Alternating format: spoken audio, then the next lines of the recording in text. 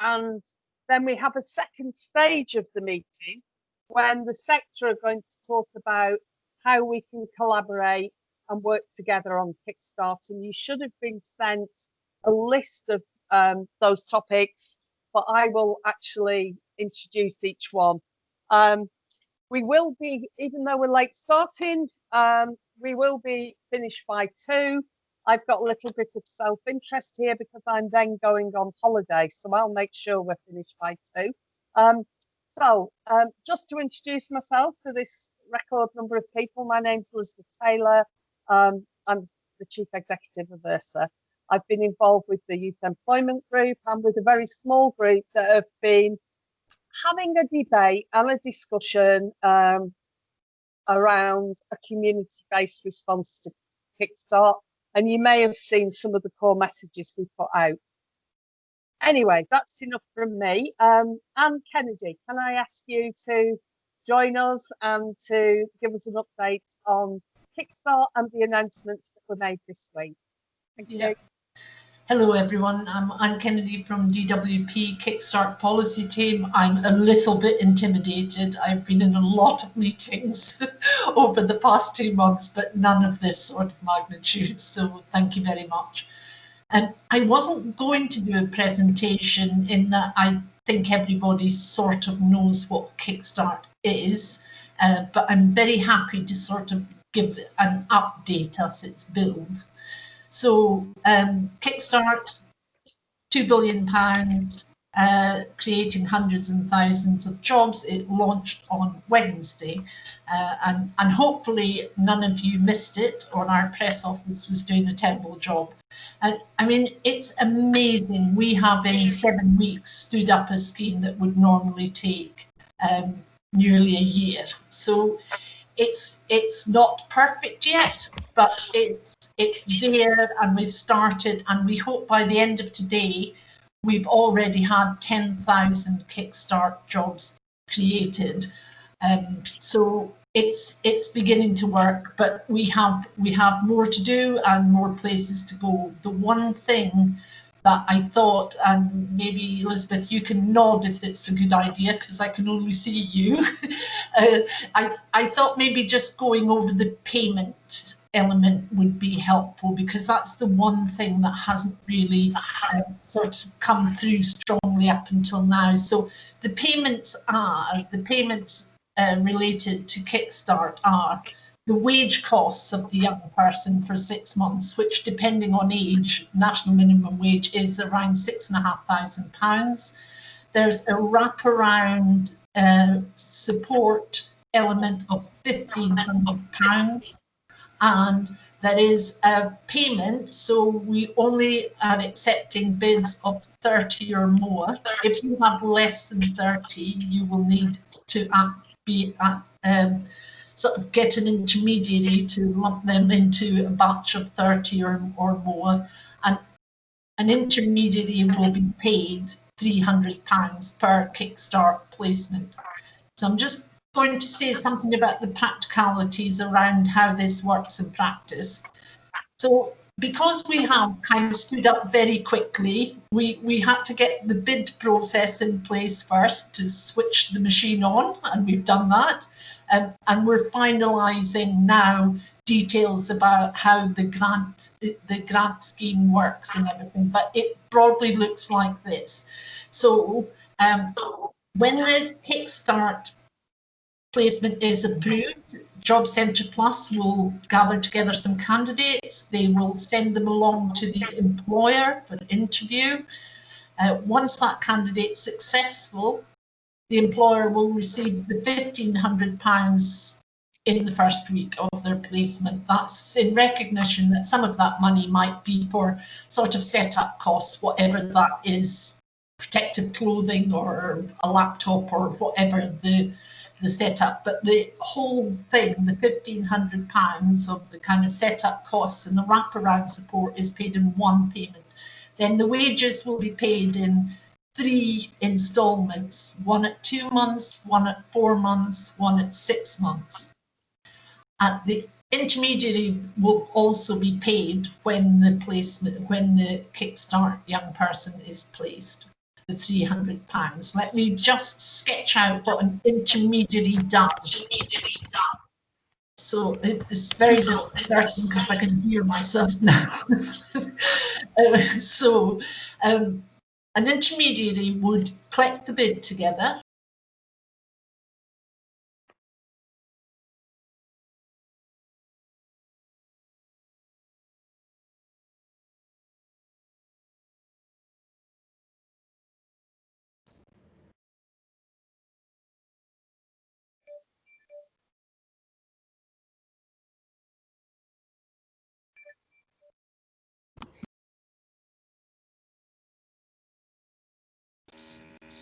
The sound has gone. Can you please switch the sound on? Nobody can hear.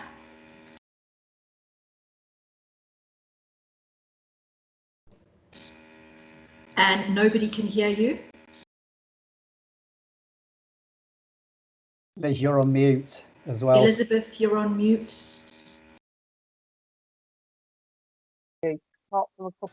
I'm back. I don't know why Anne's back. Anne, but somebody else muted me. Somebody muted me as well. So can we just ask that you only control yourselves? And Anne, can you go back to the beginning of the role of the intermediary? Yes. Sorry, folks, I don't know how that happened. My hands are nowhere near the keyboard. Can you hear me okay now? Yes, thank you. So the role of the intermediary for the £300, the intermediary collects up the bids, so there's more than 30 bids, submits the bids. If the bids are successful, the Kickstart jobs will be referred to the relevant Job Centre Plus. The work coach will refer candidates towards those jobs. The candidates will be interviewed for the jobs. And once they are placed in the jobs, the intermediary will get the £1,500 to pass on to the employer, and will get the £300 intermediary cost. They'll also pay the 3 bi-monthly instalments of wages. So that's how that's planned to work at the minute. Now, there is obviously a kind of element of decision and discussion between an intermediary and an employer, because when an employer puts their bid in for a job, we will also ask them what wraparound support they intend to provide for that young person. And that wraparound support must make that young person more employable, in short. So it will be things like CV writing, work experience, whatever is pertinent to that business. They will set out what that wraparound support is. Now, we envisage, and I've been told, that many intermediaries will want to provide an element of the wraparound support, but that is between the employer and the intermediary. But for example, the employer might say, well, actually, I don't have any capacity to provide that kind of support to this young person. So do you want my £1,500 and can you provide that support? So an intermediary, the basic of an intermediary is to submit the bid and sign the grant agreement and distribute the payments, but there's scope within that £1,500 wraparound to change that. And I wasn't going to say anything more. I think I've talked long enough, but I hope people found that element helpful. Okay, thanks, Anne. What you're going to realise now is that this large group of people on the call have many questions.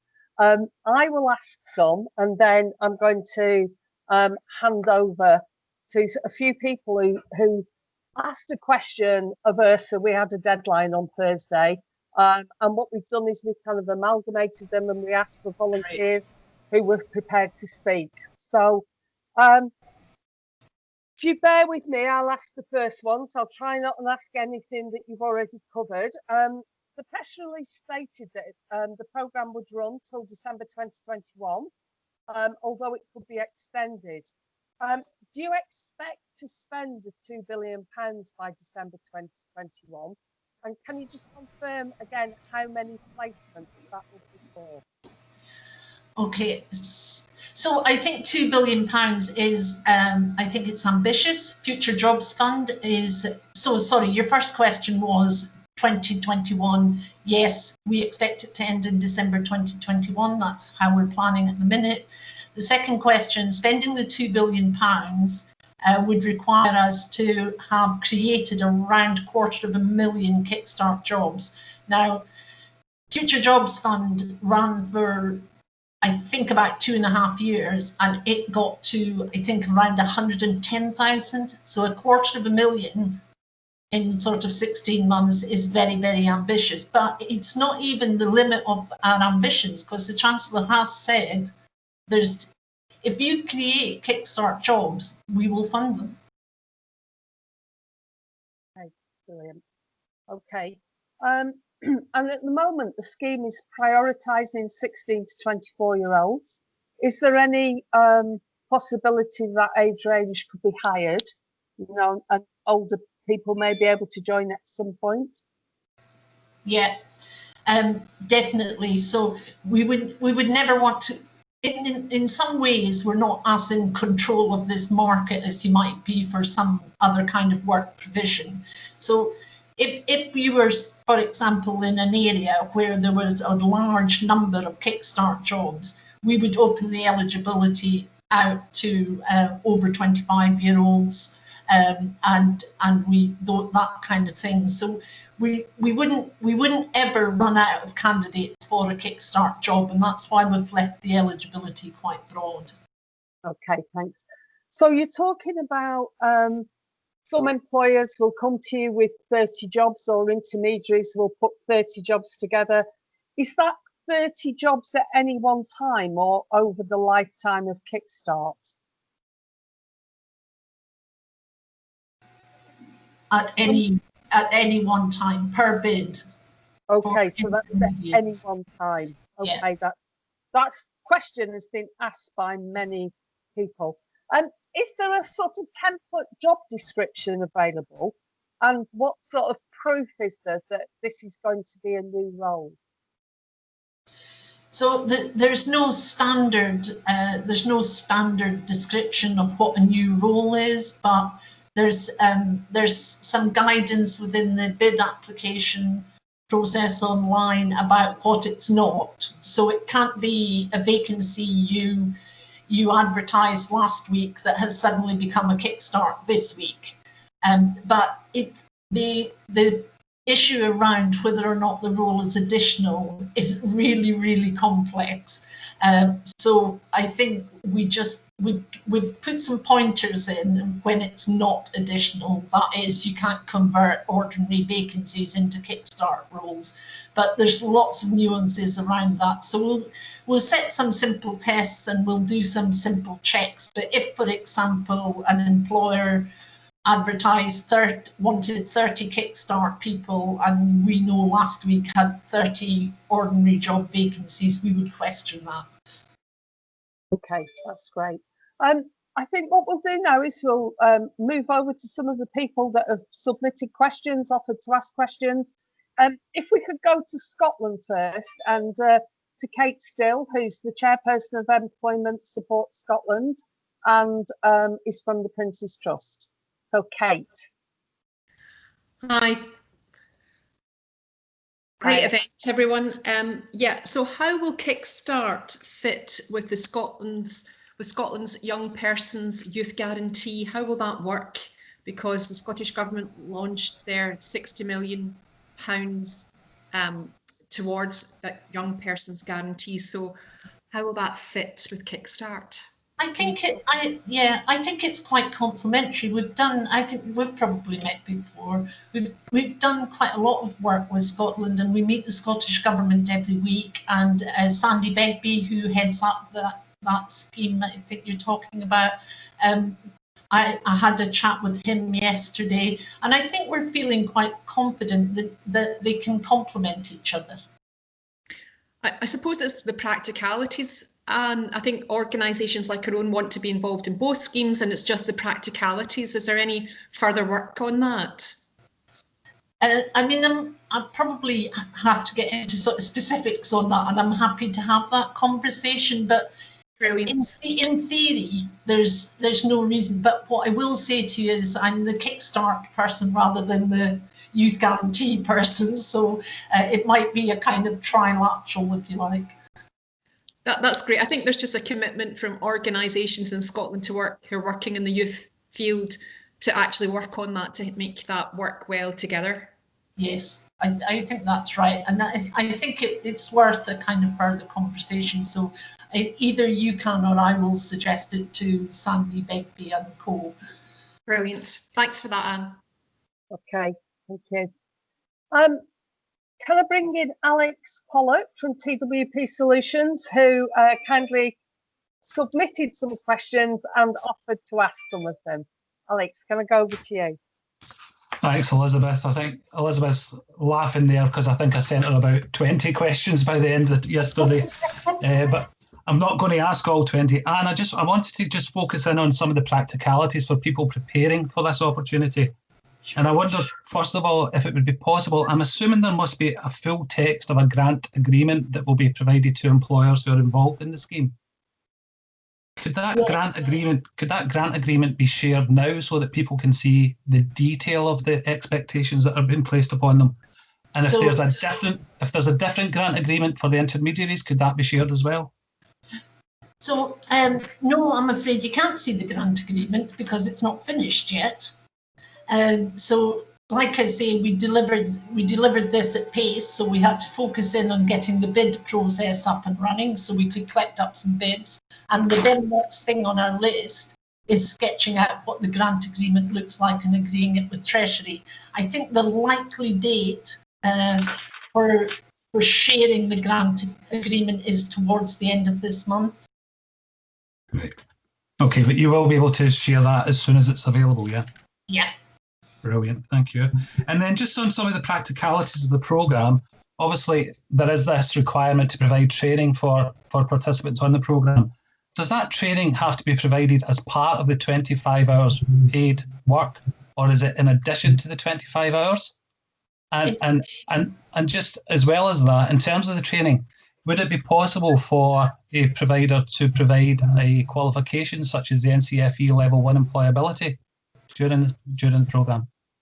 Yeah, although this might not be the best scheme, Kickstart is one of the schemes for young people, and it's not for all young people. And I wouldn't say that Kickstart is particularly skills focused. It's much more about general employability, and the sort of development we're looking for are kind of in-work skills. What we want to achieve is that a young person who takes up a Kickstart placement is much more employable when they leave. So the kind of skills we're talking about are kind of quite basic workplace skills like teamwork and that type of thing.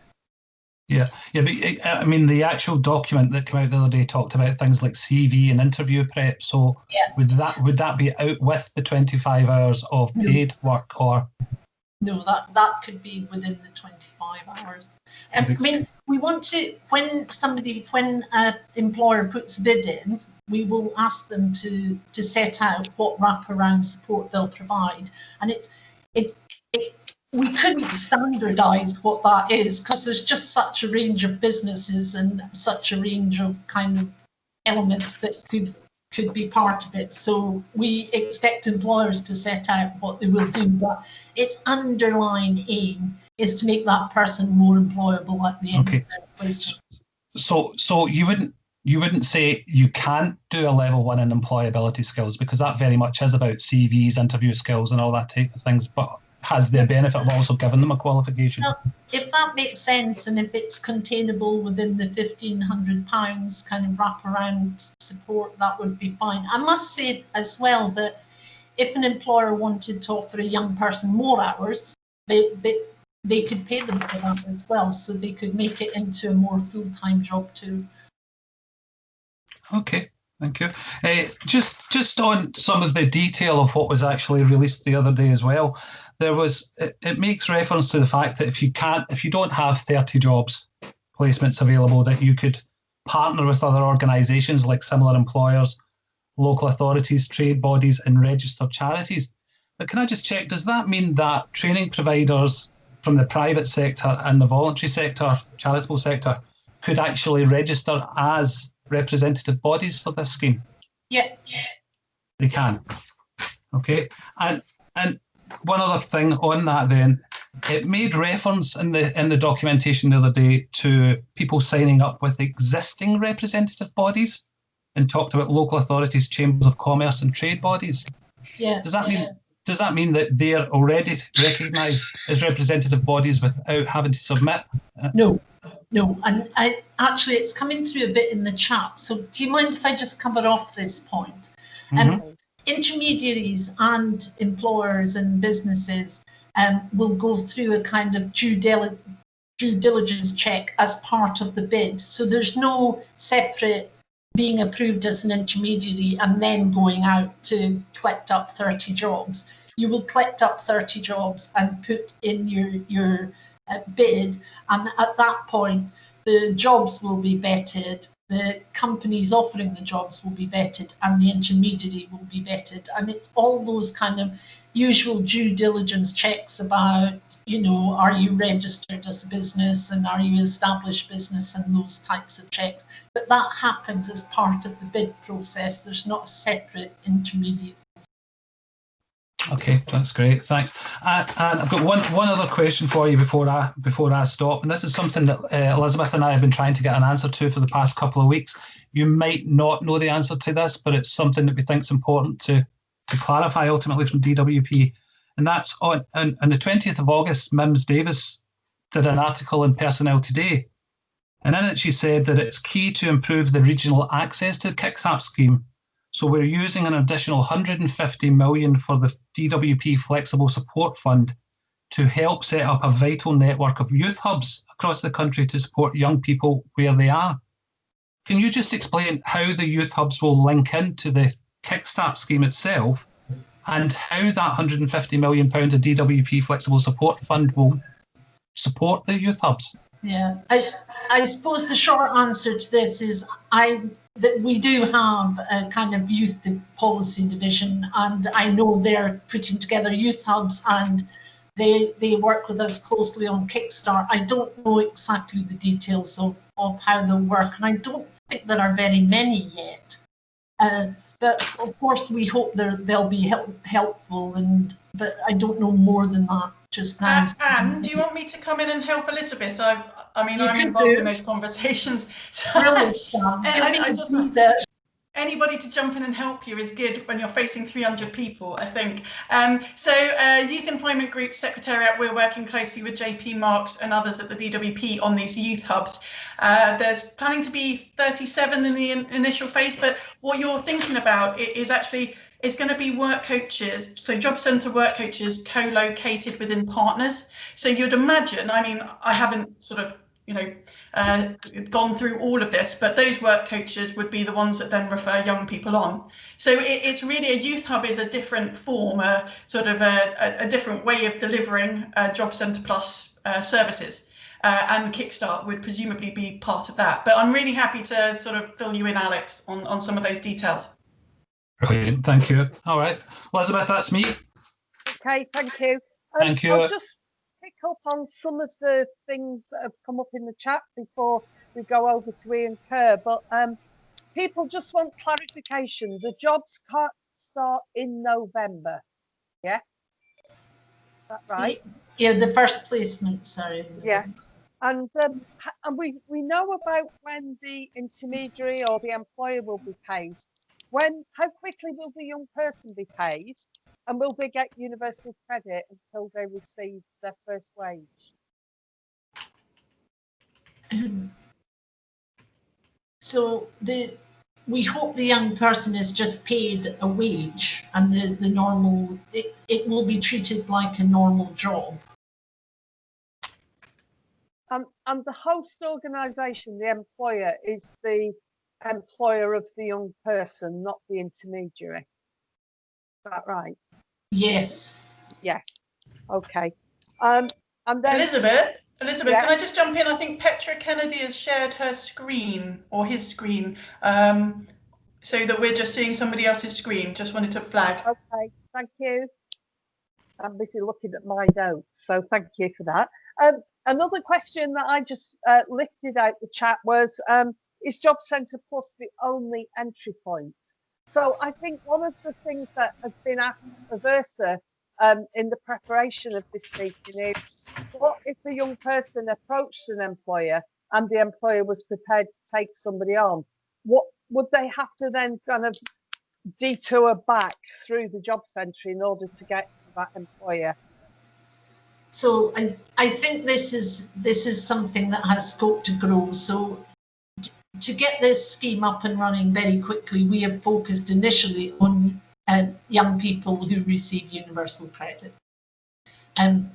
If there are enough Kickstart jobs, we will extend it to unemployed young people, even if they aren't receiving universal credit. Now, whereas our work coaches are very connected to universal credit young people, they're not that connected to young people not on universal credit, and we will need to find a solution to that by early next year. But I can imagine that we will kind of almost start thinking about perhaps a sort of super intermediary who does that kind of finding candidates type of work for us. But initially it's through the job centre. Okay, that's great. And one last thing from me before I go to Ian. Can I just pick up on the question, is the wraparound support delivered within the 25 hours?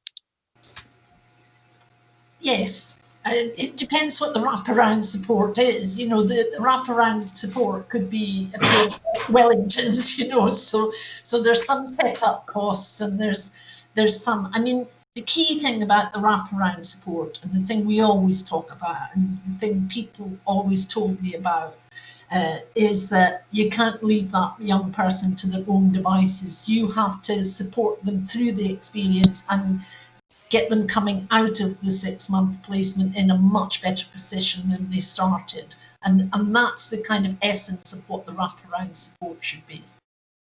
Okay, that's great. Can we go over to Ian Carr at the Growth Company, who's got some of the questions? Yeah, hello everybody. Just to go back to the function of employing the young person, we know that big companies will present placements, but of course we want to make sure that the SME sector can also play a part in this. Some of those SMEs might not have the facilities, the HR departments, etc., to employ directly, or employing directly might put them off. Is there a role for an intermediary organisation to employ these individuals and then place them with what would be a host employer? I'm not sure what you mean, but the whole point of intermediaries is to address the issue you're kind of talking about there, Ian, which is we want small and medium employers to sort of get really involved in this in a way they haven't in other job creation schemes. So I could envisage a small employer wanting their intermediary to do an awful lot of the wraparound support for them while they just focus on the business of their business. But it's the issue of so an intermediary could act as the employer and take on 30 young people and pay their wages and claim those wages back. I see what you mean, yeah. But place them with a separate host employer who doesn't actually want to employ them directly themselves. I mean, I think that would be a sort of case-by-case basis, but I think that would be sort of questionable at the bid process, that you were to take on 30 young people but farm them out wherever. We couldn't do it that way. We would have to know what jobs they were going to and who the employers were and that type of thing. Yeah, absolutely. So we envisaged a scenario where we work with, say, I don't know, 20 SMEs. They create 30 role profiles, but we employ them, and they are hosted by the 20 SMEs. We're worried that SMEs want to offer this but will not want to go through the payroll and the HR function and that kind of thing. Oh, I see. I mean, We haven't been asked that. I think it's a great question. Can I take it away and talk to my colleagues about it? Yeah. Yes, please. It would be good to know. We're just worried that it will mean that a lot of SMEs who could take part don't take part because it just feels like too much aggro, the £1,500, aside. Yes. And maybe they haven't had PAYE set up and things like that. It's a really good question, Ian. Thank you for bringing it up. The other issue for us is that we want to ensure that young people, particularly in Greater Manchester, which is our home turf, benefit from a proper placement with proper wraparound support. And if we were to be the employer, we would ensure that happened. If certain SMEs were responsible for the employment of that young person, we're not as convinced that that would happen in every case. So it's not just about assisting SMEs to take part, it's ensuring that every young person gets a consistent and decent level of service, not just, working hard 25 hours a week. That's right, and that's what we want to. Yeah. It'd be great if you could come back to us as quickly as possible on that, because we want to roll it out, obviously, if possible. Yeah, we'll do. And I think the only other question I had that hasn't been covered by anybody else is, we can envisage a situation where there are young people on universal credit who are on programmes already. Will the Kickstart opportunity be categorised as somebody being on a placement in subsidised employment or true employment, because the status of individuals dictates whether they can access certain mainstream services? So, for example, whilst on placement, if the individual is still classed as unemployed, we could deliver AEB funded training to them. If they're classified as employed, we'd have to use things like ESF skills support for the workforce. So what status would the individual be employed from a publicly funded support point of view? It's a job. It's a job. And their status would be as employee, but that might not be the case if the employer had different terms. Yeah. Okay. All right, that's great. Thank you very much. All right, thank you, Ian. There are many questions appearing in the chat, and I know that some of them are going to be picked up by some of the other people who put them in by the deadline on Thursday. So can I just say that if we carry on with the schedule, and at the end, ERSA will share with the DWP all the comments and questions that were in the chat, because I think they will be useful in sort of developing the next stage of this and putting it into practice. But the next person is Tracy Fishwick from Transform Lives Company, who was allocated quite a lot of the questions, some of which have already been answered. But over to you, Tracy. Thanks, Elizabeth. Hi, everyone. Some of them have been answered. I just want to pick up on, following on from the points Ian was making, I'm agreeing with about the role of intermediaries, that in Future Jobs Fund, there were quite a few of those examples that worked really well at scale. So we're talking about where there might be an at-scale application for many thousands of jobs, where the host employers have agreed to not be the employing body. So I just think that, I don't want to go over the question again, but I'm just saying that I think there's quite a lot to explore there, and examples of why that does work for some cases.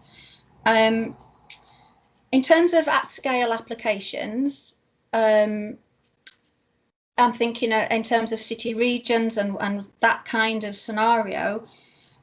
You're talking about having, collecting jobs in. So we've been talking about that in terms of 30 jobs and multiples of 30. But when you're talking of 10,000, for example, are you expecting to see a list of 10,000 jobs confirmed in the bid? Or are you open to the idea that a consortia that is robust could do that and you will approve that? Initially, yes, we would expect 10,000 jobs, although there might be 3,000 of one and 1,000 of another and that type of thing. But at the minute, our bid process It means we have to check the employer, we have to check the job, we have to check the wraparound support. So it would be down to job level. I don't know how that is how we will start. I don't think there's ever going to be a time. I mean, our ministers are very clear, as is the Chancellor, that this is a nationally run scheme. So there is no plan at this time to kind of devolve things wholesale to regions or cities. Yeah. Yeah, the question wasn't about devolving. It was more about if there's an at scale coming together of significant employers that want to work together, can the bid process cope with that in one go rather than keep coming for very small applications? Yeah, I suppose the thing is that it implied at the back end of that kind of setup, Tracy, is that you would fill the vacancies as well. Remember, Job Centre Plus, as it stands, Job Centre Plus would have to point candidates that those vacancies. So I think that might be a constraint on the size of the bid, although nobody's ever mentioned an upper limit before. But this would be 10,000 jobs sort of starting all at the same time with sort of job descriptions. And it would be, yeah, it's more of a planned approach over you know, an 18-month window across multiple places where, again, with Future Jobs Fund, there were bids approved of 6,000 and 8,000 jobs in one go, in one bid. And then that actually then went on to be delivered. And so we didn't have to keep coming back to extend and extend, you know what I mean? But that might be just to think, just to maybe go. I think they need to be real jobs that people can go for interviews for. Okay. My other question is about universal credit. And so if a lot of jobs, if the jobs are 25 hours, people are moving off universal credit into a part-time job. Currently, they will be still being in contact with the job centres, wouldn't they, around applying for full-time work. So what's the status around that for young people on a Kickstart job on 25 hours? They would go into lighter category because that would be part of their job search activities. So that Kickstart opportunity would be seen as work experience within that. Okay. There's also the issue of pay. So actually surviving on 25 hours pay for some young people isn't feasible. If they've got childcare, rent, and all the rest of it. So obviously we're looking at whether jobs could also be great if they are full-time, but that starts to eat into the amount of money that is available. Yeah, and a proportion of them will continue to be entitled to universal credit. Yes, yeah, that's the bit that I'm interested in. Okay. Okay. Is in terms of SMEs applying, and there's a lot of queries all over social media, people saying they're so disappointed, I've only got one job, two job, people not understanding that they can come together, but also SMEs not having the capacity to do that. You know, that they've got a business to run, that actually figuring out partnerships is quite a tricky thing for them. So there's something about communicating that I think is really important quite quickly. But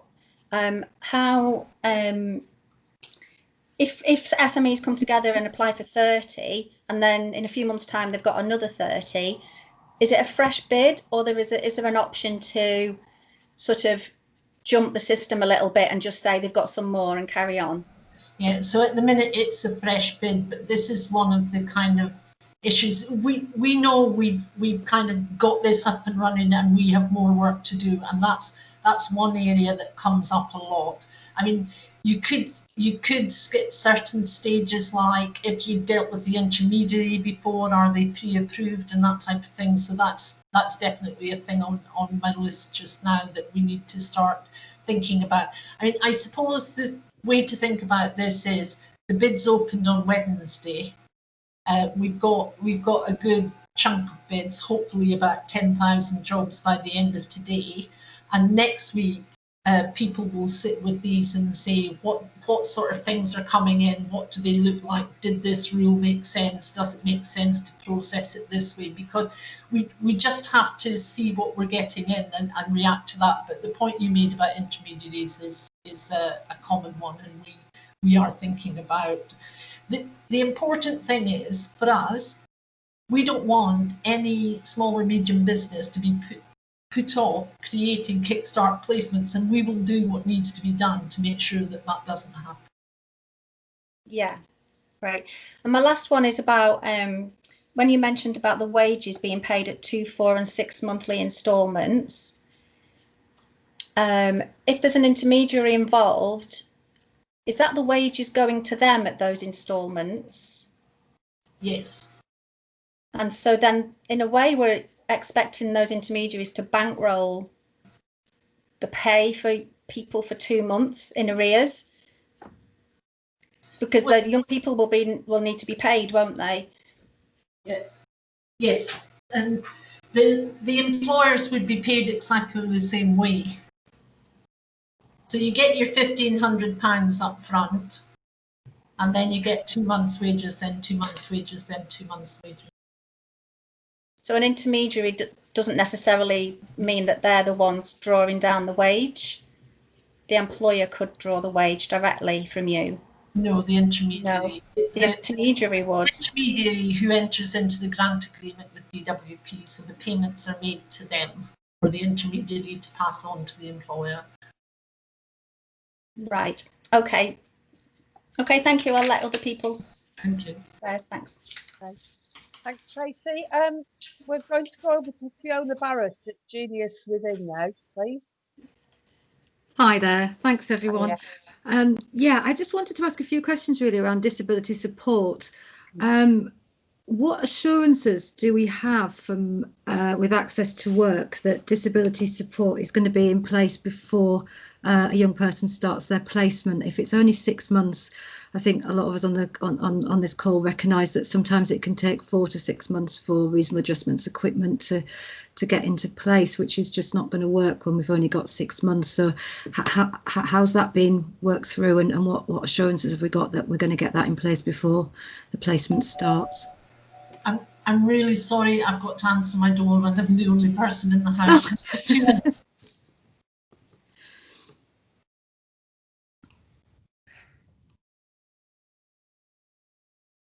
I'll do that little intermission where somebody tells a joke. I've had 2 occasions of being on calls like this, sat in the bay window at the front of my house where the postman's joined in. So Anne could bring the postman back. Let's wait and see what happens.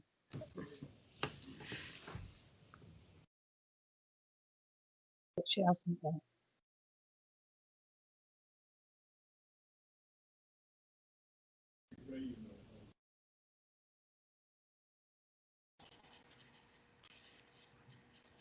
Elizabeth.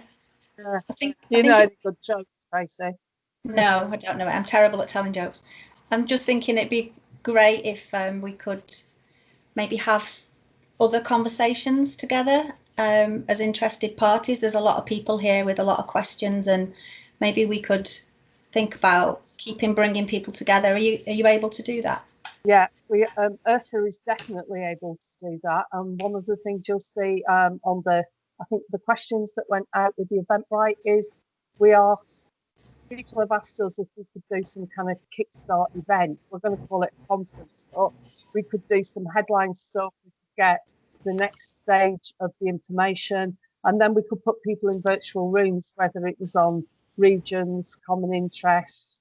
We're very, very open to do this because as the employment support community, we've got a commitment to make this happen, however difficult it seems today. I think we need to keep asking the difficult questions, offering solutions, and looking at how we collaborate and work together to make Kickstart work for young people. Yeah, I think that's brilliant.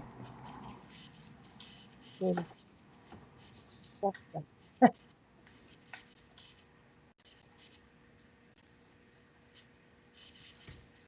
Lots of really good stuff in the chat.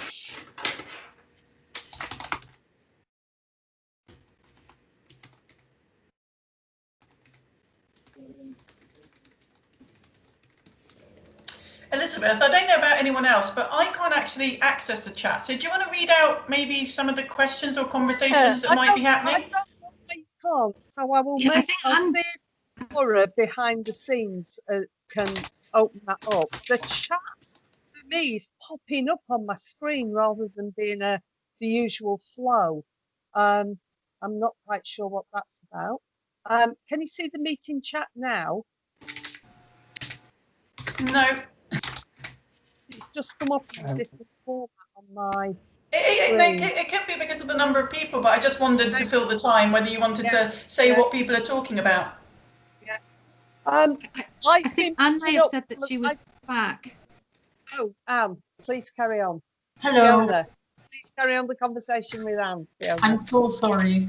Do you need me to repeat anything, Anne, or did you catch it before the postman? I remember your question. I remember your question very well. And I mean, we need to think about Kickstart as a job, but a temporary job. You're right, Fiona, and we need to think about what that means, and we'll work with our disability policy and operational colleagues and work out what it is, because I do think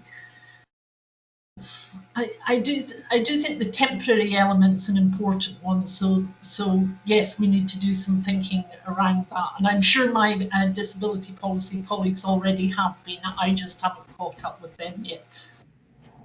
Okay, so it might be something that we get some further information about then. Yeah, I mean, I'm tempted to say, I mean, most of these kind of adjustments are not that significant, you know.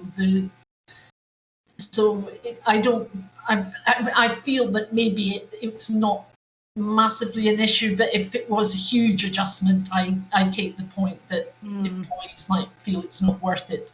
But there's another way to work this one through, Fiona, and this has come through really strongly. So I have spent my last 8 weeks in rooms with people, albeit virtually, but I spent a lot of time with the charity, and they're excited about this, because what they can do now, instead of saying, oh, please employ somebody with a disability or employ somebody with autism or whatever, what they can now do is go to their employer contacts and say, well, you said you were keen to give it a try, but you didn't have any vacancies. Well, why don't you give the person a try for free on Kickstart?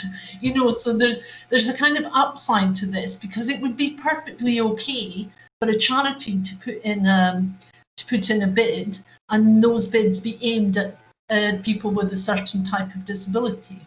So it gives the charities a bit of a way where before there was only a will, if you get what I mean.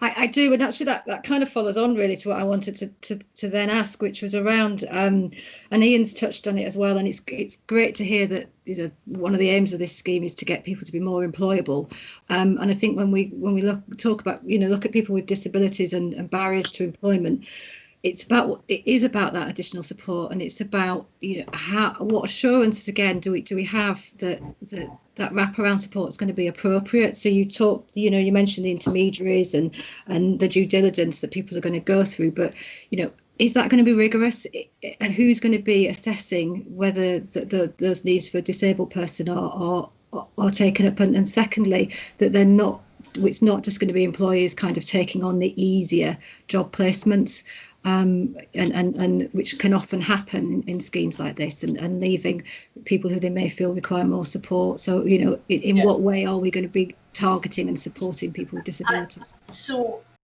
I'm hoping that some intermediaries will do that for us, but Kickstart isn't, you know, it's not for the youngest people, the people who are furthest away from the job market. So it will be for people who, you know, are sort of ready and able to sort of give an interview, a fair shot type of thing.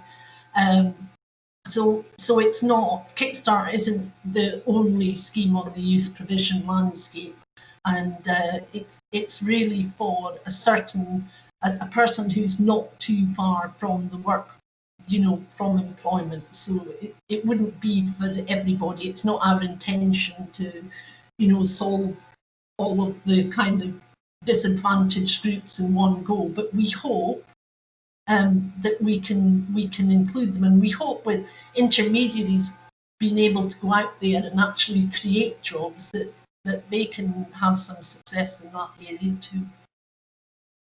Okay. And then finally, it's very different question. It's just, what work has been done with the companies who've benefited from furlough? Are they going to be compelled in any way to hire people on Kickstart? It's a very good question. I can tell you that I'm quite overwhelmed. So I've spent a lot of time with employers as well.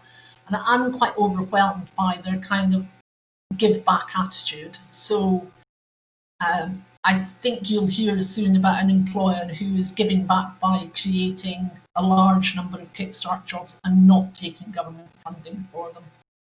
The construction industry have got a very kind of give back attitude as well. And that's a nice message we're hearing, because the government isn't the only group of people who are thinking about the impact of this terrible time on young people, and lots of other people have their own schemes underway as well. So I sense there's a good kind of give back attitude out there, but I suppose we have to wait and see. Okay, thank you. Great, thank you. I had a running order, and I'm going to alter it now to see if Charlie Garnett from Shaw Trust wants to do any follow-up questions about young people with disabilities. Yeah, thanks, Elizabeth. Actually, Fiona has covered basically all my points very nicely. I thought that was the case, and I thought, whoops.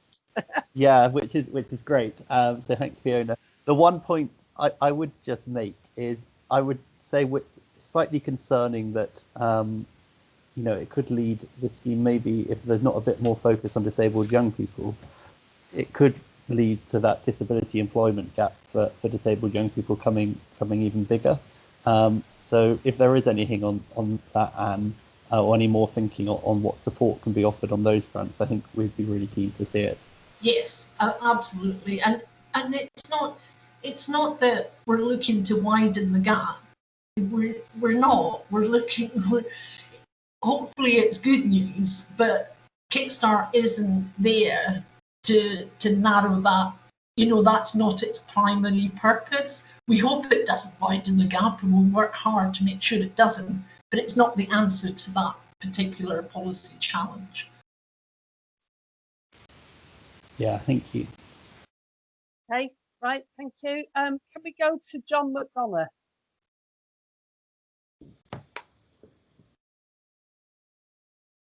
John? Hi, can you see me or hear me? We can hear you. Hi, great. Hi, everybody. Firstly, I just want to say well done and thank you to everybody who's been involved in this, because I know a lot of people have worked very hard and pressed hard. So I think it's great that we've got to this point. So well done and thanks. Question: I echo a lot of what Ian said here, and I'm asking from an SME perspective that wants to hire both from our business, but also from SMEs that we're working with, in terms of how this is actually going to work. And I gather on at the minute you're not quite sure, and talk of intermediaries is loose and is all to be worked through still. Is that right? I've said something really badly, if that's the impression I've left you with, John. What is the... what do you think that's left to be settled? I took away an issue about can intermediaries employ people, but I don't think there's... Well, look at it this way. Say I want to take some people through this scheme. Right now, I'm an SME, so I am going to be somehow grouped with other companies into a group of 30. Yes. No, well, you won't be grouped. You'll have a choice.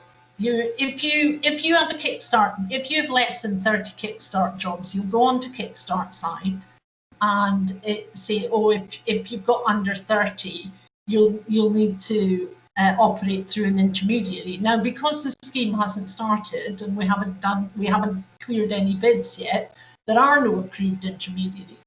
So it will direct you to your local job centre, and you'll email your employer partnership manager. They'll give you a ring and they'll go, right, John, there's the local authority said they're going to start taking bids, or this trade body is also operating in this area, or this charity, or this LEP, or whatever that is, and I will work with you to make sure you've got an intermediary that you're happy to deal with.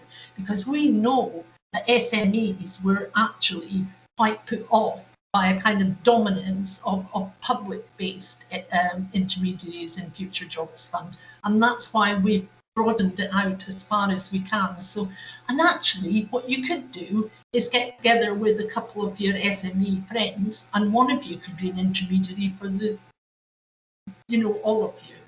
Yeah, so well, I think learning from that, I mean, look, we work around the UK, but I sit in Hertfordshire, and if you said to me, you've got a choice to pick any potential intermediary you want, that albeit isn't validated or whatever yet, I'm not sure who I'd go for. And certainly some of the questions, and that's nothing against Hertfordshire, but a lot of the questions from this sector per se, especially with businesses that we work with, is there's often, the service isn't often that, there's often an issue around quality, and there's often a lack of experience of recruitment. And recruitment's difficult at the best of times, and I think trying to get the right match for the candidate and the employer, that's key in recruitment. It's key in this, because if you're asking an SME to take this person on, that's a big commitment. And it's a huge commitment, especially if something's then going to go wrong as well. So it takes a huge amount of management or HR time that they don't necessarily have. So I'm sort of asking questions in a bit more detail in terms of what that's actually going to look and feel like, and some potentially obvious stumbling blocks, how they're going to be thought about in advance and sort of plan to avoid and overcome. Can you expand on the asking an employer to take someone on? What do you mean by that? Because we're not asking an employer, we're asking them to create a job. We're not foisting people upon them or anything. Yeah, but look, let's say I create a position in marketing, right? So I've said, right, I want a person to work in marketing. Now, I don't have a marketing department, but I've got a massive marketing need. So I say, I'll take somebody through this scheme to work in marketing. Yeah. So what happens next? So what happens next is your vacancy would be sent to the local job centre.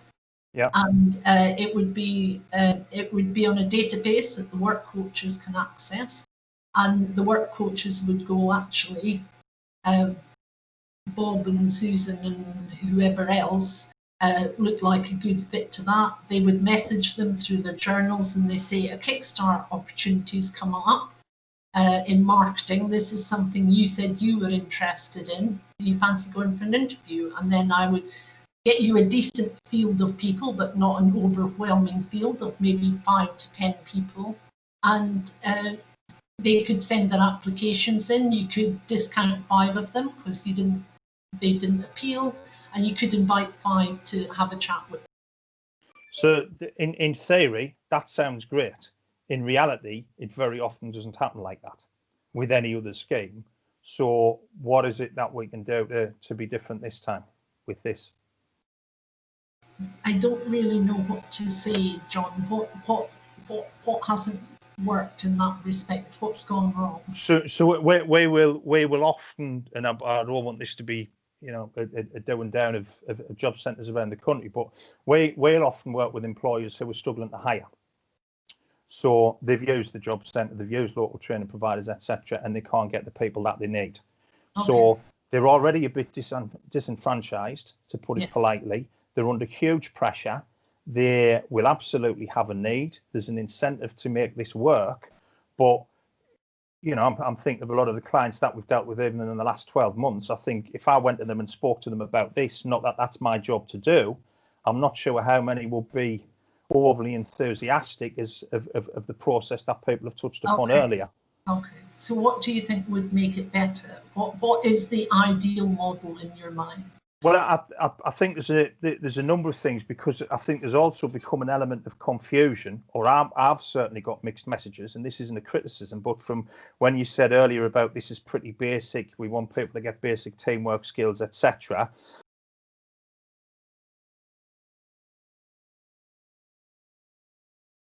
You've gone on mute, John.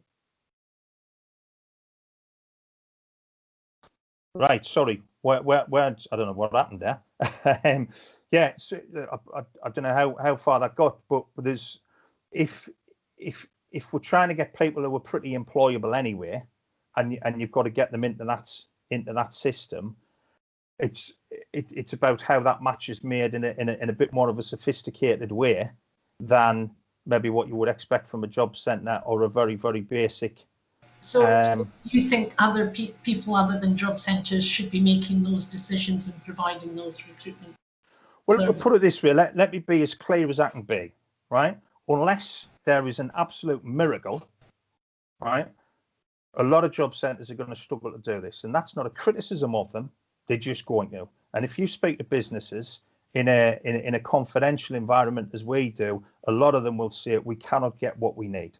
And that's not just from job centres, by the way, that can be from skills providers, etc., etc. So these are known issues. And my point is, if you're about to spend £2 billion, we should have some of these known issues on the table and at least recognise them and do something to mitigate them. I'm not saying it's going to be perfect, but start to mitigate some of this beforehand. I think employing an additional 13,500, like doubling the level of work coaches that we have now, is a mitigation against that kind of thing anyway. And I'm not sure, you know, what more could be done. I mean, we're going to double the provision of work coaches that are. I mean, that's a pretty big mitigation. But they're not coming necessarily with recruitment experience. So, you know, they'll do what they can do and they're fine. But I mean, look, I'm happy to talk about this offline. I don't want to talk about this all the time. One of the other things I'd say, though, in terms of some of the points that have been raised already, is certainly if you've got an intermediary involved, that's going to take up a lot of the slack and the back office stuff and some of the wraparound stuff. I think that's a good idea.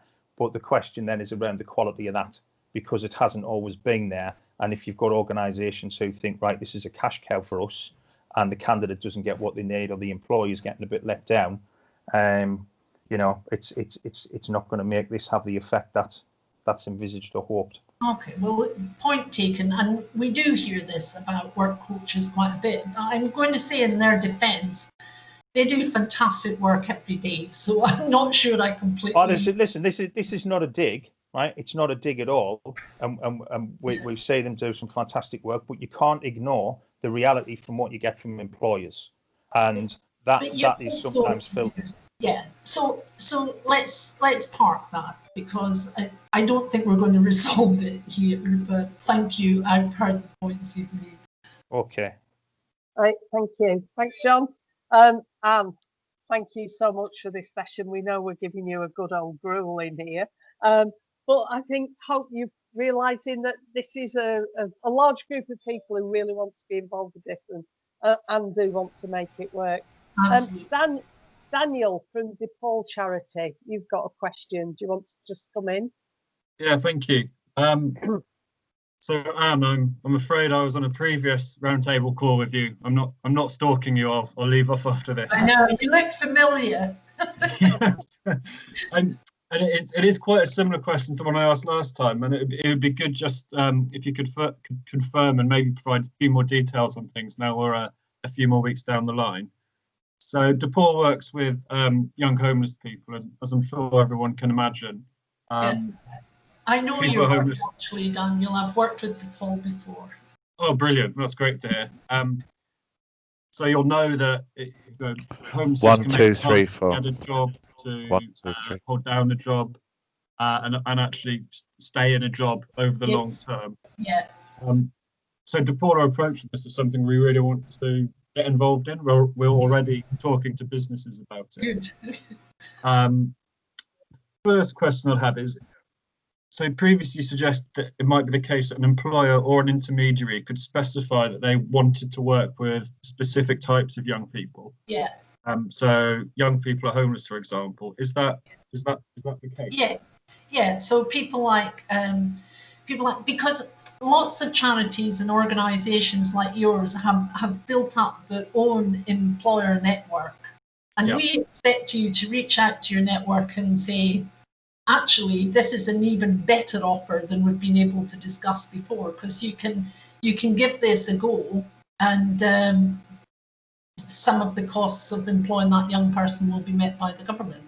So I see it as a really good opportunity. Yeah, I think we do too. So I've got two more questions. One would be, is 25 hours a week? I mean, is there flexibility around that? Possibly not for the length of a placement, but for a few weeks, a young person, for whatever reason, because they're getting kicked out, being evicted, is unable to work 25 weeks. Is there enough flexibility within the scheme to cater for that? I think so. And we'd have to, it's about making that young person's life better. So, if you're the sort of employer that's going to insist that somebody doesn't have a single holiday in 6 months, I don't think we really want to work with you. And there is, when we were talking about disabled young people, they might not be able to do 25 hours a week, but we would accept that that was the case, but still pay them that money. But if there was a kind of an adjustment that meant they could in reality only do 15, then that's a possible thing as well. Okay, brilliant. And last question, I think other people have made the point. I think Fiona, when talking about people with disabilities, and Charlie too, that there are more costs associated with supporting certain people who have certain characteristics or are going through certain things in that particular time in their lives into work. Do you foresee there ever becoming any more on top of the £1,500 available for the wraparound support for people who have, who face more severe barriers to getting into work? Yeah, so there are funds, aren't there? And I'm really sorry, I'm not expert at them, and there's people on this call who know far more about them than me, but access to work and schemes like that can be utilised too. Okay, I mean, yeah, so that would work for people who are disabled, I think, but maybe for other groups, probably not that much around. Don't see anything else coming in specifically within the Kickstart programme. I think there's a range of support, and I think we would just look at each.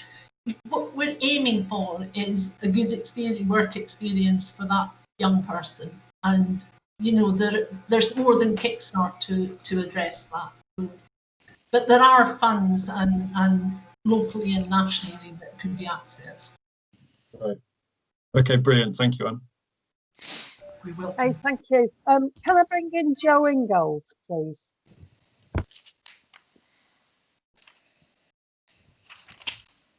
Joe?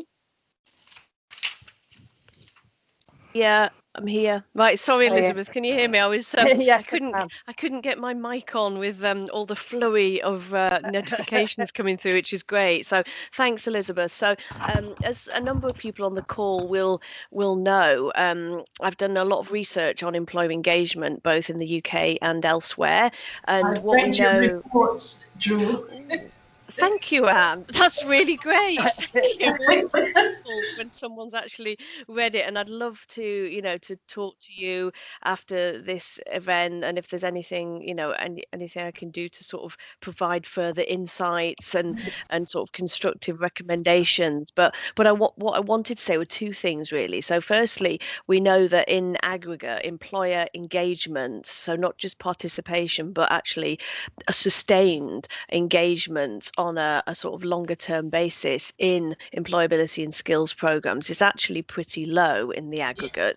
So I was interested to know what DWP is doing to ensure that work coaches in particular have the capacity and also the resources to engage with employers, because DWP's department's own research does show that work coaches didn't really have the capacity to actually engage in employer engagement. So there's that first of all, and secondly, just a brief comment / question about collaboration, because my research again shows that, and I know so many people on the call will recognise this, that the complexity and fragmentation of employment and skills programmes within England and Wales, I guess particularly, but have makes it difficult for employers to engage with so many people going out there trying to target employers and just frustrating them really. So ERSA has been doing a lot of work on building partnerships and collaboration amongst the sector. So I wanted to ask Anne as well, secondly, what your thoughts are around how we can incentivise and facilitate collaboration amongst both DWP and other partners, basically. I hope that made sense. It all made perfect sense. I'm now going to subject you to my I have a dream thing, because it's quite, this really seizes us. So we know that DWP is not traditionally well engaged with small and medium employers, and that worries us because 75% of jobs are in the small and medium employer. I probably read that in your report. But what we think is, and this is how it might work, through the use of intermediaries, we reach small and medium employers for the first time, and we create a relationship with them, and they have a good experience with Kickstart, and it encourages them to think of other government provision. So my kind of, like, what we would like to happen is we would like to kind of open those kind of lines of communication through the intermediaries to employers we wouldn't normally ever speak to. And once they've had a good experience with Kickstart, they'll think about apprenticeships, and they'll think about traineeships, and they'll think about that myriad of youth provision that you're talking about that's out there. So the sort of things we're doing, you'll know we have employer partnership teams in all the areas. They are reaching out all the time through LEPs, through BCC, through FSB, through local authorities, and we do hope that actually Kickstart, at the end of Kickstart, we have a better relationship with more SMEs than we ever had before. That's what we hope. I would love to talk to you separately about some of the ways we might do that. So perhaps we could meet later as well.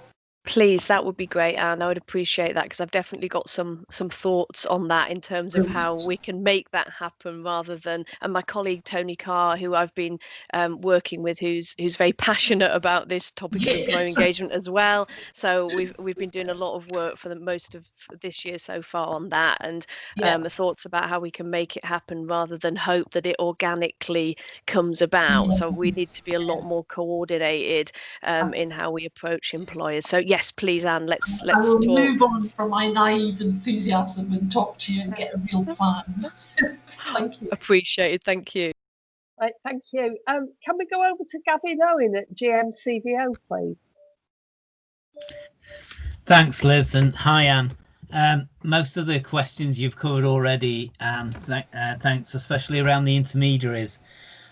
One question around that was, how many local authorities have already signed up to be intermediaries, or just intermediaries in general? So nobody's signed up to be an intermediary. Okay. But everybody's told us there's no pre-sign up or pre-approval of intermediaries. So until we process the first bid, we don't have a signed up intermediary, is the sort of short answer. But we've been out talking to local authorities, mayoral combined authorities, employers, charities, organisations over the past 8 weeks, and we see a great appetite. I think I've only heard 2 or 3 times any of those organisations saying we're not going to do it. They seem to be very keen. Okay, thanks. And then the other question that I had that hasn't been answered yet was, if you're a living wage employer, is there any additional funding you could apply for so that it wasn't just the minimum wage that is paid? Not under the Kickstart scheme. I mean, it's completely open to the employer to top up their wages to the living wage level if that's what they choose to do. Okay, thank you. Right, thank you, Gavin. Sarah Jameson, you have some questions from Tameside Council. Hi, everyone. First of all, I'd just like to say that Tameside Council have offered a similar scheme over the past 3 years called the Youth Employment Scheme, where we've reimbursed the wages of a young person for the first 6 months, and it has worked really, really well. So it's fantastic to see this taken out nationally and enable us to roll it out on a bigger basis locally. I've just got a few queries about sort of some of the more intricacies, I guess. If a young person moves into a Kickstart funded role and it doesn't work out, either the role isn't what they expect or they're not right for the role, are they eligible to apply for another Kickstart role through JCP?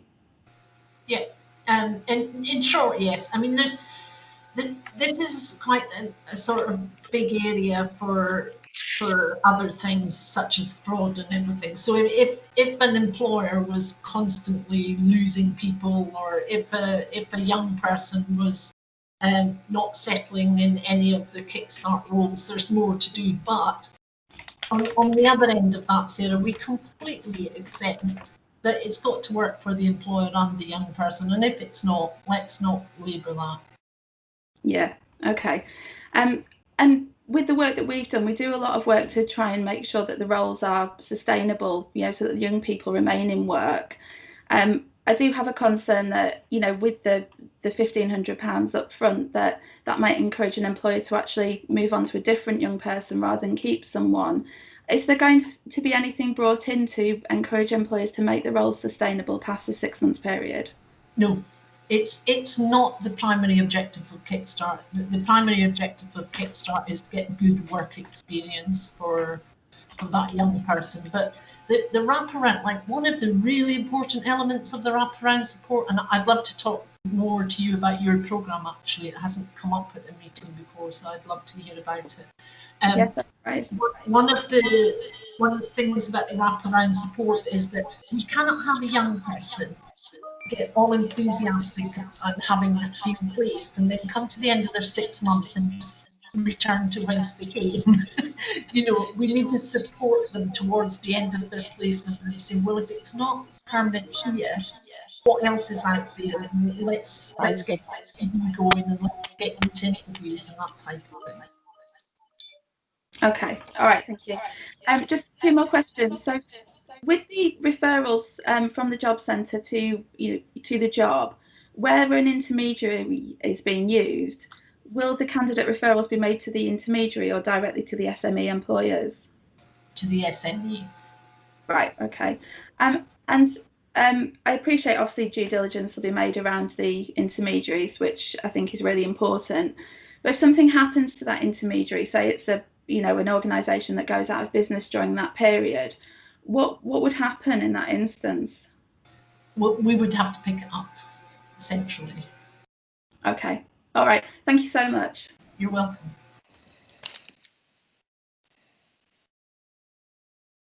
Hi. I think we've just got a few more questions, and I apologise to the people at the end in case somebody's stolen some of your thunder and curiosity. But Richard, can we go over to you? Hello. Thanks, Anne. Fairly quick question. Hello. Can an employer or intermediary refer prospective candidates to DWP? So if they, know a young person that might be suitable, is it a case of them referring them to the local job centre so that they can apply for vacancies? Yeah. So if they're on UC in the first instance, yes. But we will have to find a solution to young people not on universal credit, and that hasn't been worked out yet. So it could be when it comes time, maybe at the beginning of next year, to start thinking about young people who are not in receipt of universal credit. We need another solution, and we talked about what that might be and whether there's useful groups of people who have good non-benefit young person networks type of thing. I think the Prince's Trust are on here, for example, and Bernardo's and maybe local authorities who have relationships with non-UC young people, and thinking about how we work with them. Okay, thanks. I think that would be very helpful. I assume from what you've just said that if a young person's been on universal credit for a short time, that's not going to bar them from applying, so that there's not a minimum length period. This got talked about a lot.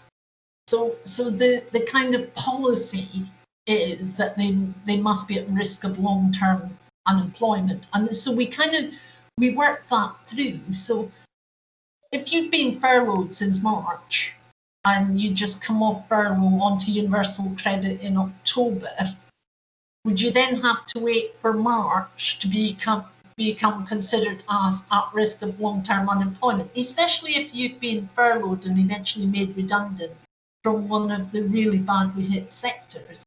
It doesn't really make sense to set a fixed time scale. But I think there's a few clues, and 6 months unemployed is one of them, but we've got 1.6 million young people on furlough as well, so it's about what is their risk of long-term unemployment, especially if they've come out of, I don't know, tourism or something like that. Surely their risk is even worse, but we need to start looking at the bids and see what that looks and feels like. Do you think that sort of judgment might be made at a local level, or perhaps at, further up the chain? There is some kind of push on policy to kind of set this 6-month limit, but it's just being considered, and I don't know how it will land. I suppose the real thing here, Richard, is that if you got thousands and thousands and thousands of Kickstart jobs in an area, you wouldn't want to be sitting on, not literally, but you wouldn't want to be, having lots of young people on your books who could have gone for the Kickstart scheme, but you've restricted it to 6 months unemployed. No, I'd be very keen for it not to be restricted. Yeah, and that's how we feel too. Just a quick geography question. We've got offices across job centre regions. If hypothetically we submitted 15 vacancies from, for example, Grimsby in one region and another 15 vacancies from Stockport in another region, on the sort of national application process, is that likely to cause any issues, or would you just feed those out to the relevant local job centres? We just feed them out. Right. The application process is a national online one. Yeah. It doesn't matter. I'm glad it wasn't a tricky geography question. I'm not that good. Thank you.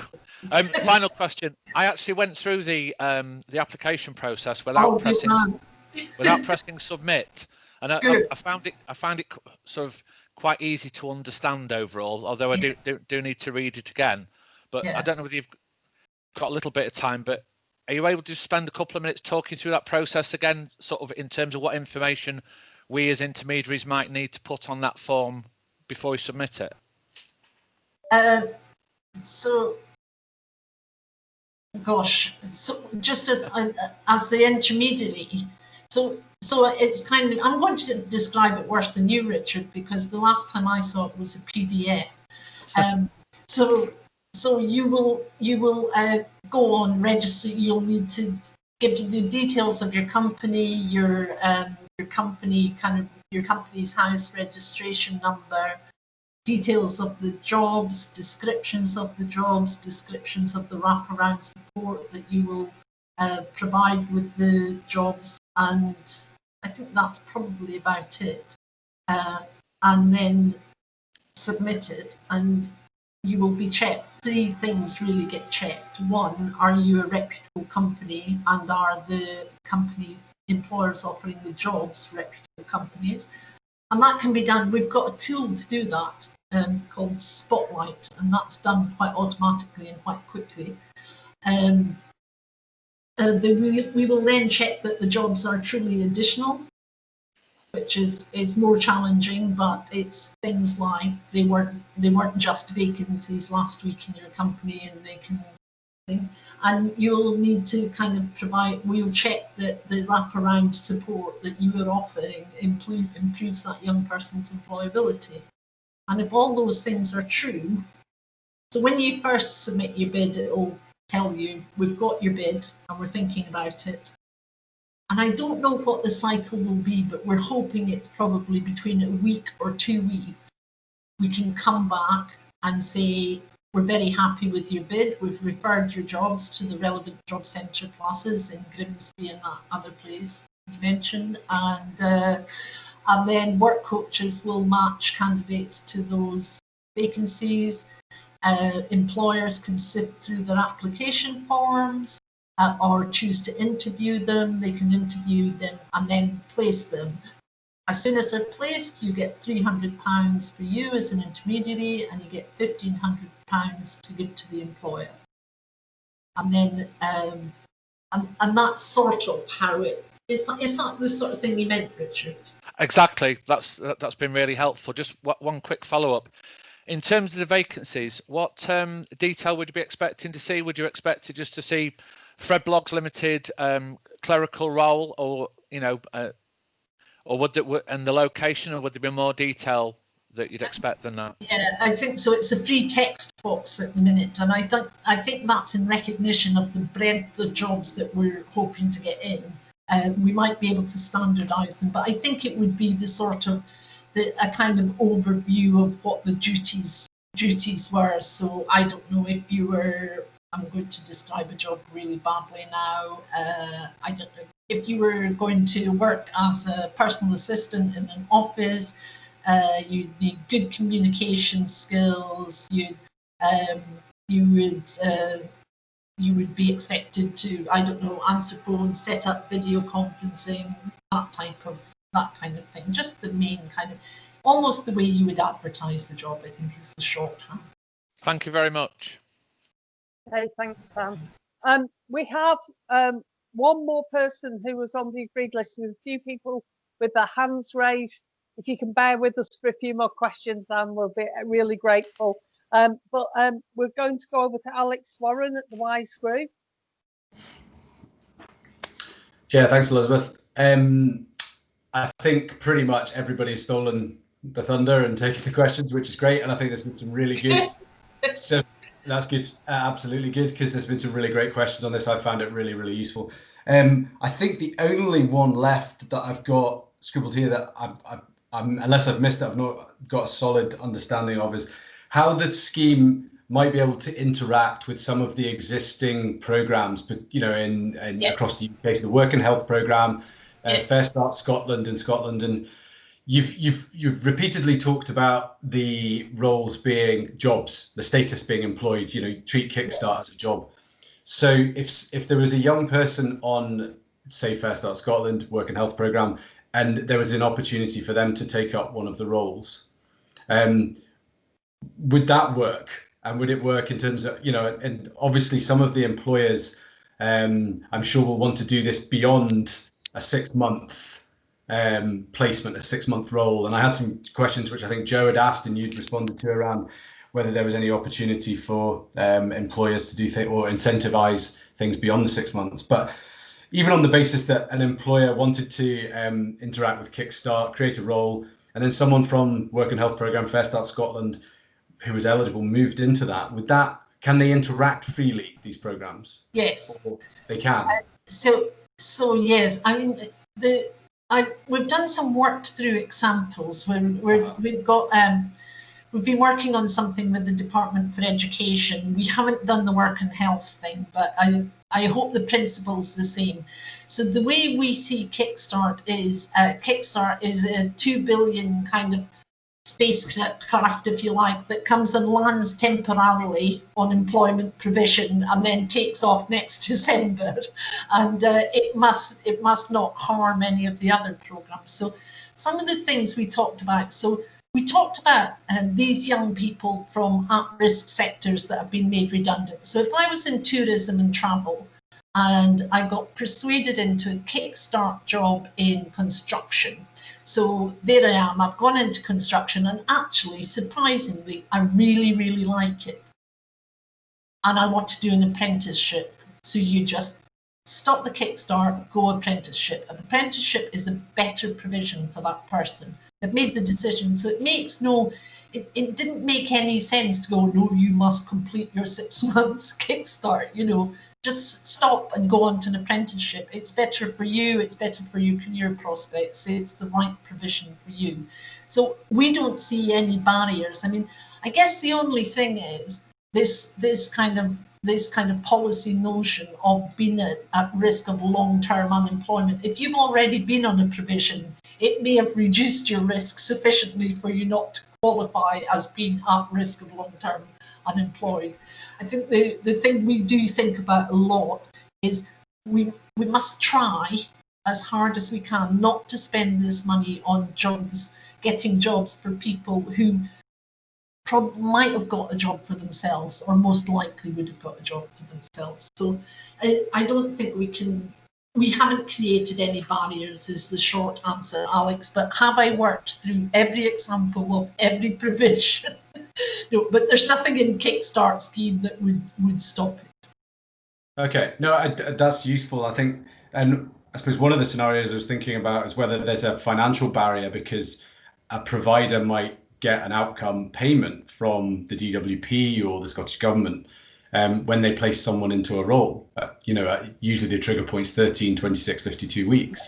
Yeah. And if you're placing it into a role that the DWP is also paying the bills for, do you see what I mean? Yeah. And just whether that scenario interacts and whether that works, or whether that's a barrier to someone on one of the existing programs accessing a Kickstart role.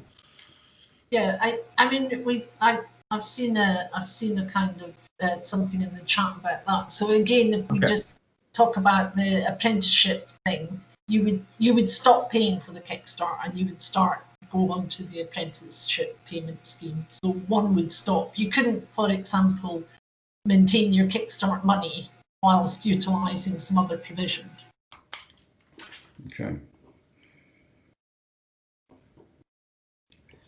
Okay. No, thank you. That's been useful. And I had a raft of other things, but you've eloquently answered almost all of them. So thank you very much. And thanks. Thank you very much for saying so. I'm not sure it's true. No, you've done very well with 300. Yeah, so, you've done an amazing job here and fielding the questions from the employment support sector. There are a couple of things that people are private messaging me about and asking if I could just check on them. And one is just for me to ask you again about if an employer has a young person that has approached them, perhaps suggested they have the right skills for a Kickstart job with them. Is there a route that the employer introduces that young person back into the job centre to the work coach and then back to them on Kickstart? Sorry, oh, I see, yeah. So they've got a preferred candidate. Yeah. Yeah. I mean, to begin with, that young person, so if that young person was receiving universal credit and at risk of long-term unemployment, there's no reason why they couldn't message their work coach and say, Bob and Co have just created a Kickstart job that they think I'd be really good for. Can you put me forward for an interview? It doesn't seem a problem that way, I would have thought. But if they weren't on UC or they weren't at risk of long-term unemployment initially, they wouldn't be considered. But we talked a little bit about us starting with young people who are wholly unemployed with no earnings at risk of long-term unemployment. But eventually we will reach out to young people not on benefit, and the solution to that has not yet been built. And I can see that model might look a little bit different because we will be looking to other agencies to refer candidates to us. I think I'm not going to preempt what that solution is, but at the minute we don't have a relationship with the non-UC young people, and we'd have to rely on people who did. Okay, that's great, thank you. And if you can bear to do this, we've got a few more questions with people with raised hands. Of course. If you've got your hand raised, we're nearly at the end of the session and we're going to have to, I was going to suggest we reconvene with or without Anne in a few weeks. But you've got a hand raised. Do you want to unmute and ask the question? Hi, Kate Reid from Real Ideas down in the Southwest. Just a quick chat. This has been so useful, and thank you so much. A quick question about intermediaries. Is it possible for an intermediary to also be offering jobs inside of that application for 30? So as an intermediary, could you be putting forward 5 positions, and then it's a mixture of maybe 15 other organisations? Yes. And how does the payment, will the intermediary then receive double payment in terms of the £300 and the £1,500 for their placements? So let's step through it, because I notice in the chat this is coming through, so let's sort of step through it. So you're Kate Reid Incorporated, and you're going to be an intermediary for 30 people. Yeah. But you've also got 10 vacancies within Kate Reid Limited to maybe to run the Kickstart intermediary process. Yeah. And so for your 30 people that you're an intermediary for, you'll get £300, and then the £1,500 and everything to pass on to, and the wages to pass on to the employer. For your 10, you won't get £300 because you're not an intermediary for them, but you will get £1,500 for each of them. And then your wages, your kind of 3 bi-monthly payments of the wages. Right. So as an intermediary, sorry, just quick follow-up. As an intermediary, would that mean we'd need 30 positions plus those for ourselves as an intermediary, or?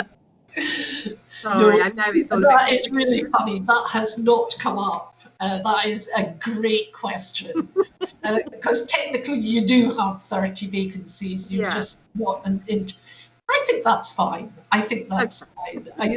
I'm going to take it away because that's another new one on me. So thank you for that, Kate.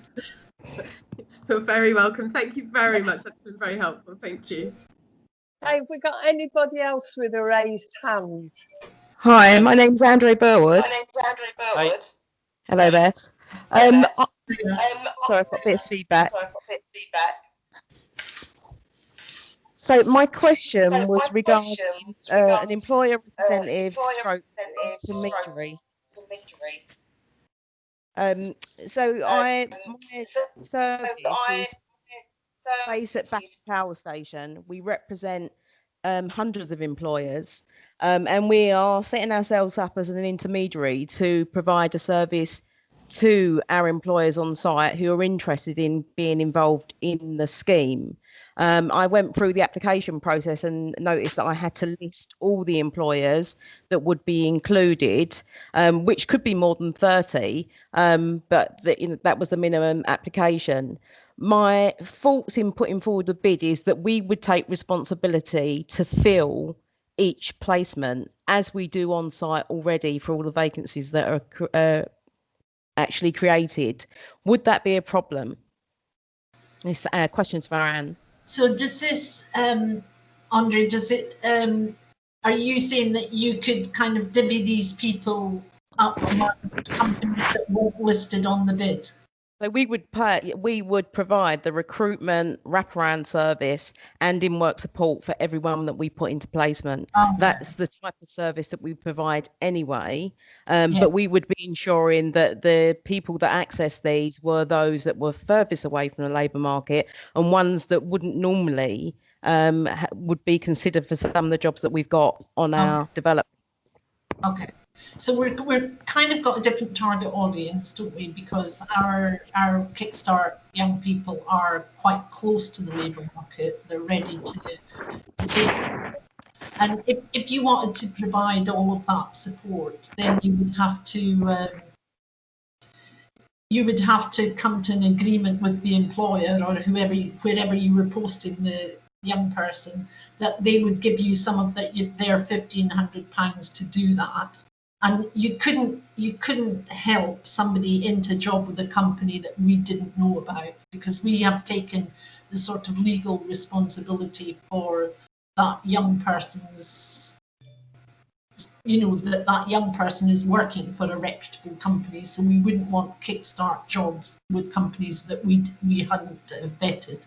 No, I mean, the idea is that we will approach all our companies, get a pledge from them, outline how we'll deliver the program and get them to sign up so that we've got their commitment. Right. But we are concerned about the sustainability and ensuring that people go on and that employers don't actually use this just to take on another one, and it ends up getting abused. So our fault in being the intermediary is to quality control and quality check this program to ensure that it's not abused. But we do receive lots of referrals from Job Centre Plus at the moment. We do also get loads of people that apply to our talent pool that we'd be happy to send on to Job Centre Plus if they were UC candidates to put through the program. But what we wouldn't want is all of the jobs going on to the Job Centre Plus system and then referrals being made without our knowledge. Well, I think that's the deal breaker, isn't it? Because to begin with, we Job Centre Plus are the only people who will be able to refer candidates. Okay. And Tori Scally here from Action for Children. A question about Scotland again. We have loads of young people, 16 to 18-year-olds, who are non-benefit claimants. And if I'm hearing you right, the scheme at the moment does not cover them. We need to wait for a further instruction further down the line where there might be a solution for non-universal credit claimants. Is that your understanding of it? Because in Scotland, you can leave school at 16. I know they're eligible at 16, the scheme, but most of our young people at 16 years of age do not claim benefits. No, that's right. No, it's not our intention to think about. We are committed to thinking about what our solution is for non-benefit young people. And we are just so that we can get going and get jobs created, we're using people on benefit just to get started. But we have to, in short time, talk to people, and that 16 to 18-year-old group is really difficult to reach. And I've spoken to quite a few people. We had the Association of Colleges and care leavers and that type of thing.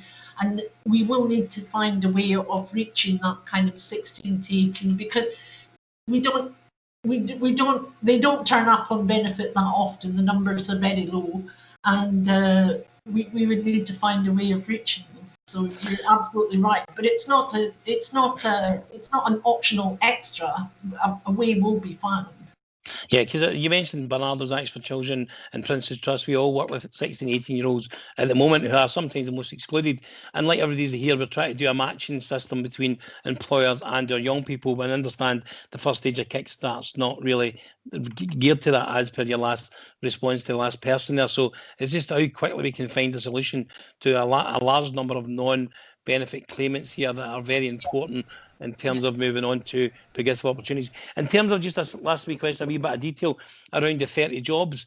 What happens if I've got 30 jobs with employers and different timescales? Because you're saying to me that I kind of batch them up and we get them all for the ones that's ready for this week. But some people might have an employer saying, Tony, I want to take 2 young people, but they're not to the 3rd of December. Somebody said they'll take somebody 1st of February. How do you deal with that when they're all different dates? Have you got to list your employer, your jobs, your job titles? How do you deal with that? Not 30 jobs are not going to start a week on Monday. No, that's fine. I think we can, if they're real jobs with real start dates. I don't think the staggering of them would cause a problem. But you couldn't, for example, say I've got 5 jobs available immediately, and I predict I will have 300 over the next 12 months unspecified. Do you know what I mean? But if these are real jobs with real start dates, I think we can deal with that. Right, so we need the actual start dates. The companies can commit the date of which they will start the young person. Okay, thank you. Thank you, Anne. Thank you very much. No problem.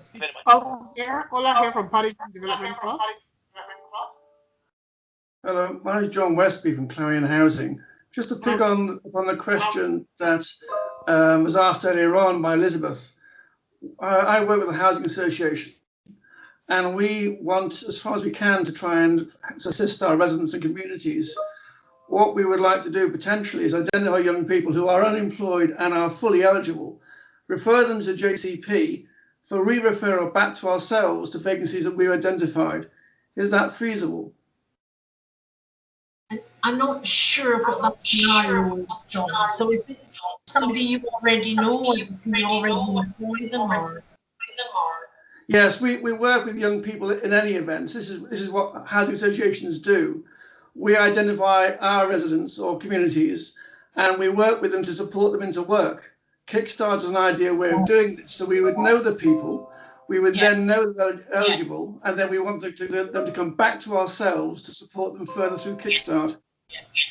So initially, it would have to be, they would have to be receiving universal credit, be wholly unemployed, and at risk of long-term unemployment. So initially, they would have to be referred to the job centre. But like I've said, we do need a solution for non-benefit young people. So if they weren't on benefit, potentially we could come up with a solution where candidates were referred. But it needs to be fair, and we can't sort of create a job for a person sort of thing, you know. So you're on mute, John.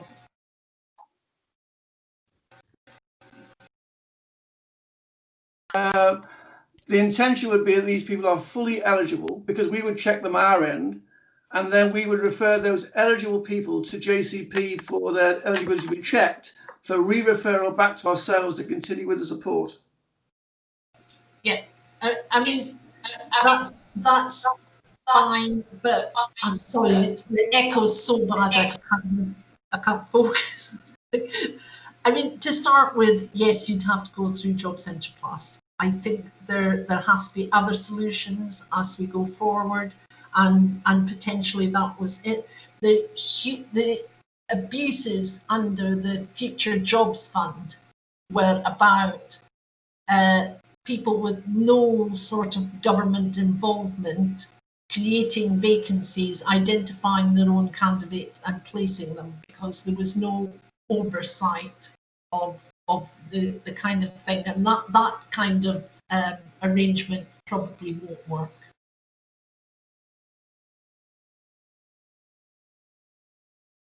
Can I just ask a quick question? Now we're short of time. Hopefully you can hear me. Just two really quick ones. One which came up in the group, which was with regards to the £1,500 for wraparound support. If you're an intermediary, what emphasis is on you to check that £1,500 is actually being spent on support? And the second question was with regards to the £300, is that £300 times 30 or £300 for a cohort of 30? So in recognition of time, you're not, as the intermediary, pure intermediary, you're not responsible for the checking the quality of the delivery of the wraparound support, and it's £300 per person. Can I ask a quick question? Sure. Okay. We have a number of projects that are running alongside that I think this will be perfect for. So, for example, the BBO programs that are out there. I just wondered, because the BBO programs is catering to some of the projects, is catering to young people and people looking for jobs. Can the jobs, the Kickstart jobs, be counted as job placements for the BBO jobs? Can we marry the two projects together? No, well, a Kickstart job's a Kickstart job. It can't become anything else. We couldn't. I'm not asking if it can become anything else. So the other programs that are run alongside it are also getting people into jobs. Can the people on those programs access the Kickstart jobs? Well, I don't know enough about your scheme, but if they are on universal credit at risk of long-term unemployment, then potentially they could, but it would have to be through the job centre. Okay. All right. Okay, cool. Thank you. Thank you.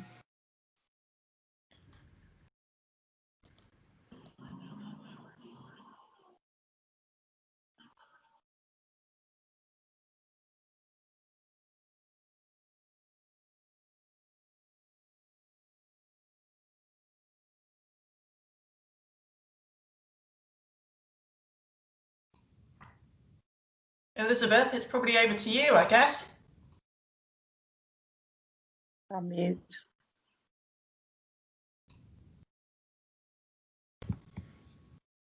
Hi everyone. Elizabeth's just stuck on mute at the moment. You just bear with us one sec. See if we can resolve that.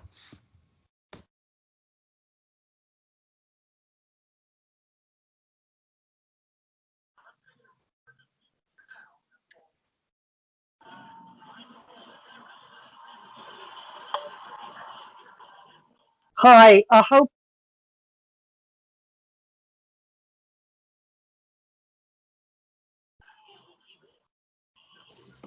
Elizabeth, you're on mute.